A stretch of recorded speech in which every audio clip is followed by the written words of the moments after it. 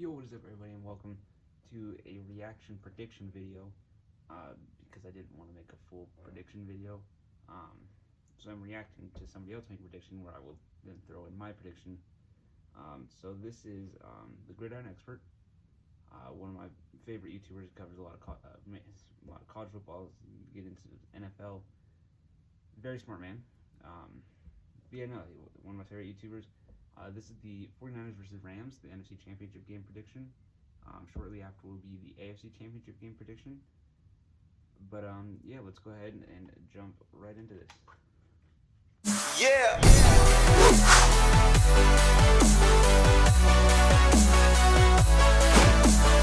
Welcome back to the Gridiron Expert. We've got an NFC West showdown for a spot in the Super Bowl. You can't beat it. The San Francisco 49ers are taking on the LA Rams, just like we all predicted back in the preseason.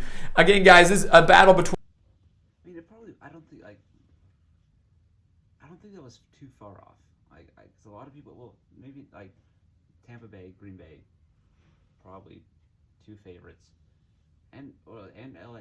Those two teams. So LA here, and I guess San Francisco. Yeah, they predicted to make the playoffs. I guess, but it's still a playoff team was predicted. I don't think it's as bad as people are saying. Now the AFC, Cincinnati was. Between two teams that play two completely different styles of football, but it's going to make for one heck of an NFC Championship game. Two teams that are looking to end their long Super Bowl winning droughts. They've been there recently, but haven't been able to get a win. The 49ers looking to win their first since '95. The Rams looking to win their first since 2000. But to get a shot to end that drought, they have to win this NFC Championship in Los Angeles. So again, guys, we are here to break down everything you need to know for this NFC Championship game. Everything you need to know between the 49ers and the Rams. And of course, who will be going to the Super Bowl to take on either the Bengals or the Chiefs. So again, guys, welcome back to the Gridiron Expert. We're so glad you could join us today. As always, make sure to continue to like, comment, subscribe, share our videos, and of course, check out everything down in the description below. Make sure to check everything out there, guys. We've got so much exclusive content there for you year-round that doesn't just help us, but it helps you too. And again, it's year-round exclusive content that you won't get anywhere else. So make sure to check it all out, again, down in the description. So, personally, guys, I love these division matchups. I love division matchups in the playoffs because, you know, these teams have already played each other twice this year.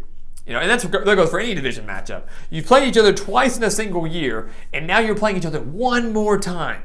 But this time it means more than any of the other games because you lose this and you're done. So it's already a heated rivalry. You're already, you know, a little chippy at each other. But now this game means more than anything else. And what's happened in the past means nothing. And you know that the Rams are thinking that because the 49ers won both meetings against the Rams this year, beating them 31-10 in San Francisco, beating the Rams 27-24 in overtime in the season finale, a game that ultimately gave the 49ers their playoff berth. And guys, the 49ers have kind of defied the odds getting to this point. You know, they snuck into the playoffs at the last second, having to beat the Rams, coming from behind to beat the Rams on the road. And then they went on the road to beat the Cowboys. They went on the road to beat the Packers, the number one seed in NFC, the team that everybody thought was going to make the Super Bowl, beat them in the snow 13-10. And again, guys, this is a team that made the Super Bowl 2 years ago. They're not that far removed from making an appearance, but they haven't won the big game since 1995. The Rams, guys, I feel like they're getting hot at the right time. In the playoffs, they've looked phenomenal. Crushed the Cardinals in that opening round game. Upset the Buccaneers in Tampa Bay, ending Tom Brady's year there, possibly ending Tom Brady's career, despite him trying to lead a 24-point comeback. This is a Rams team, guys, that 3 years ago made the Super Bowl, but fell to Tom Brady and the Patriots, and they're looking to win their first again since 2000. So let's take a look at the offense. What are both teams dealing with here going into this NFC Championship? We look at the 49ers. I would say this offense has been relatively quiet. The 49ers are not necessarily one of the more flashier offenses in the league. When you think of flashy, you might think of the Rams, you might think of the Chiefs, maybe the Bengals now. But you're not thinking of San Francisco. This is a team that averages just 25.1 points per game, but I will say they're extremely balanced. 261 passing yards per game, 127.4 rushing yards per game. You don't see many NFL teams that are averaging that much on the ground. So San Francisco knows how to play a little bit of bully ball up front, knows how to move the chains not just through the air but on the ground.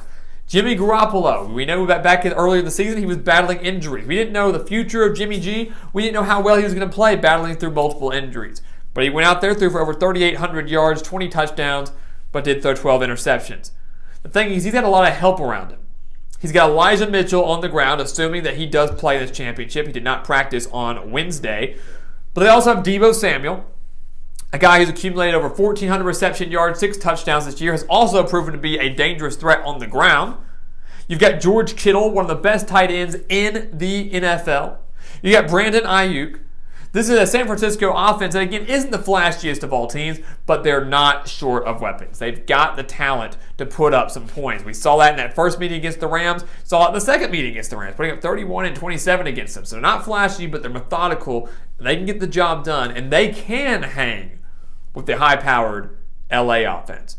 Because this Rams offense, guys, has been one of the best all year long, and they own one of the best passing attacks in the league, averaging 287.8 passing yards per game.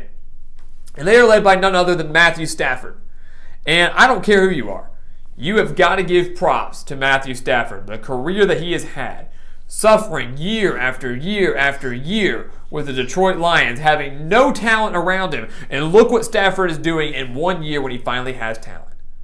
In Detroit, rarely did he make the playoff, and when he got there, they never won. Never won a playoff game. And now he gets his shot out in LA, and he's 1 win away from a Super Bowl in his first year with the team. Stafford has thrown for over 4,800 yards, 41 touchdowns, 17 interceptions, but that's okay. He's got some great help around him, namely Cooper Kupp, who has accumulated over 1,900 reception yards this year, 16 touchdowns. In the 2 playoff games they've had, Kupp has put up 244 reception yards and 2 touchdowns. Kupp responsible for that big passing play at the end of the Bucs game that set the Rams up for that game-winning field goal. This is a Rams team that's averaging 27.1 points per game, and outside of Kupp has another big-name wide receiver in Odell Beckham Jr., one of the bigger mid-season acquirements this year. You've got Tyler Higbee at tight end. This is a Rams offense that, again, is not devoid of talent, and is one of the best offenses in the league, led by one of the better offensive minds in the league, and Sean McVay is their head coach. When you break down the offense a little bit deeper, guys, I would say that the Rams certainly own the quarterback edge. Matthew Stafford over Jimmy Garoppolo. I would say the 49ers, to me, own the rushing edge. Whether it's Elijah Mitchell or utilizing Deebo Samuel a little bit. Probably. The Rams, certainly, to me, own the wide receiver edge here with Cooper Kupp and Odell Beckham. 49ers, to me, own the tight end edge with George Kittle. Yeah, Kittle. 2 teams that play completely different styles of ball, guys, but ultimately relatively even offensively. I will say, I would give offensive line to San Francisco solely because of Trent Williams was going in motion. When you look at the defense, the 49ers have to devise a plan to stop the Rams. Thing is, they've done it not once, but twice. And I would say the main reason that the 49ers were in this NFC Championship, the main reason they beat the Rams in the finale, they beat the Cowboys, they beat the Packers, all of those coming on the road, well, it's because of their defense. A defense that's giving up just 13.5 points per game. A defense that's giving up just 247.5 passing yards per game. A defense that in their first meeting against LA held this high-octane Rams offense to just 10 points. Forced Matthew Stafford into throwing 2 interceptions and just 243 yards. In the second meeting against the Rams, held Stafford to 238 yards, 3 touchdowns, but another 2 interceptions. This is a team that held the Packers and Aaron Rodgers at Lambeau Field. Held them at 263 total yards. This is a team that has 10 sacks so far in the playoffs, 5 against the Cowboys, 5 against the Packers, led by guys like Fred Warner and Nick Bosa. So this secondary for the 49ers is elite, and their pass rush is elite. Defensive line, their linebacking core, and their secondary are all coming together and all gelling and getting hot at the right time, shutting down some of the better offenses in the league. The Rams, the Cowboys, and the Packers, and they're doing it all on the road. So just because the 49ers have beaten the Rams twice, just because, the Rams have lost twice and you think that, there's no way the 49ers can do this again, it doesn't mean anything. The past means nothing. There's one last game here. The 49ers have done it twice. They can do it again, but they're going to have to turn in another amazing defensive performance just like they've been doing down the stretch this season. When you look at the Rams, Ironically, we praise the 49ers defense, and they deserve that praise. The Rams statistically are better than the 49ers, and many might disagree with that, but number-wise, especially when it comes to total yards, they're better. The Rams are giving up just 19 points per game. Not a bad mark in the NFL, first off. No. But they're only allowing 289 yards per game, including just 56 yards per game on the ground. And to me, that's the ultimate key here. We talked about how the 49ers were relatively balanced. And that's a very hard thing to do in the NFL, especially with the way the game's changing. But if the Rams can come in here and take away that San Francisco rushing attack, whether it's Deebo Samuel, whether it's Elijah Mitchell if he plays, if they can take away this San Francisco rushing attack, or at least limit it, and force Jimmy Garoppolo to win this game solely through the air, I like the Rams' chances. The problem is the Rams have been unable to do that in each of the last two meetings. San Francisco had 156 rushing yards in their first meeting. They had 135 rushing yards in their second meeting. For me, if I'm the Rams, I have to hold San Francisco to under 120 rushing yards. 120 rushing yards. If you hold the 49ers to under 120 rushing yards, I believe you win the game. Because this Rams defense is loaded. Aaron Donald, Von Miller up on that defensive line. You've got Jalen Ramsey in the secondary, Eric Weddle, and that's just naming a few. That's just naming a few. If you stop the run, you're okay because this Rams secondary is good enough to shut down Jimmy Garoppolo. And Jimmy Garoppolo, to me, has been relatively inconsistent all year long. So what is going to happen in the NFC Championship, guys? NFC West Showdown, the third meeting between the 49ers and the Rams. The 49ers winning both, but the third meeting in a single season. What's going to happen? The 49ers won both earlier in the year. So many would think they can do it again, right? We always say it's hard to beat a team twice, let alone 3 times, right? Can they do it for a third time? 2 times on the road. It'd be their 4th straight road victory. They pull this one off. I don't see it happening. I don't see it happening. This Rams offense, guys, is gelling at the right time. You know, early in the year, the Rams were hot. They had a couple of rough patches there. Even at the end of the year, losing the 49ers. But in the playoffs, they've been on fire, crushing the Cardinals. And going into Tampa Bay and taking down Tom Brady like that, that's not an easy thing to do. That's not an easy thing to do. This Rams team has been on fire in the postseason. Matthew Stafford has had an up and down career, a rough career in Detroit, and now he's 1 win away from the Super Bowl, and he gets to play at home. He gets to play at home to get himself to the Super Bowl. Sean McVay, Matthew Stafford, they're not going to allow themselves to lose this game. They're not going to allow themselves to lose this game. And what I think is going to be an instant classic, just like I believe the AFC Championship is an instant classic, just like I believe this game will be relatively close, just like the season finale was between the 49ers and the Rams, LA will finally beat San Francisco. They've always struggled against San Francisco under Sean McVay. They will win now. And all those regular season games, those divisional games, it ain't going to matter. Because this is the one that matters. And LA will walk away with this win. Matthew Stafford will do whatever it takes and will come through clutch, just like he did last week in Tampa Bay. He will come through and get himself to his first ever Super Bowl. The Rams at home will not let this one slip away. The Rams will return to the Super Bowl after missing out the last 3 years. They will make Super Bowl 56. The $1 million question will be, will they play the Bengals or will they play the Chiefs? All right. So I get what he's saying. I very much do so. First of all, I can easily see either team winning. Very easily see either team winning.